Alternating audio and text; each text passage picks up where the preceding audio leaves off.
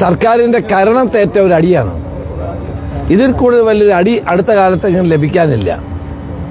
ഞങ്ങൾ തുടങ്ങിയപ്പോൾ തന്നെ പറഞ്ഞതല്ലേ, ഇത് രാഷ്ട്രീയമാണ്. ഇതിനുവേണ്ടി സന്നദ്ധ സംഘടനകളെ ഉണ്ടാക്കി CPM-ന്റെ താഴെ തലത്തിലുള്ള പ്രവർത്തകരെ കൂടി സർക്കാർ ഉദ്യോഗസ്ഥന്മാരോടൊപ്പം ചേർത്ത് നവകേരള സർവേ നടത്താൻ തീരുമാനിച്ചു. രാഷ്ട്രീയ പ്രചരണമായിരുന്നു. തെരഞ്ഞെടുപ്പിന് വേണ്ടിയിട്ടുള്ള പ്രവർത്തനം സർക്കാർ ഉദ്യോഗസ്ഥന്മാരെ കൊണ്ട് നടത്തിക്കാനായിരുന്നു ശ്രമം. ഞങ്ങൾ അതുകൊണ്ടാണ് ആദ്യം മുതൽ എന്നെ എതിർത്തത്. കോടതിയുടെ തീരുമാനത്തെ ഞാൻ സ്വാഗതം ചെയ്യുന്നു. കോടതി ശരിയായ അർത്ഥത്തിലാണ് തീരുമാനമെടുത്തിരിക്കുന്നത്. സർക്കാരിന്റെ പണം ഉപയോഗിച്ച് സർക്കാർ ഉദ്യോഗസ്ഥന്മാരെ കൊണ്ട് പാർട്ടിക്ക് വേണ്ടി വിടുപണി ചെയ്യിക്കുന്ന ജോലിയാണ് ഇവർ ഏറ്റെടുത്തത്. നാണംകെട്ട പരിപാടിയല്ലേ അവർ ചെയ്യാൻ തീരുമാനിച്ചത്? ജനാധിപത്യ കേരളത്തിന്റെ ചരിത്രത്തിൽ ഇത് ഉണ്ടായിട്ടുണ്ടോ?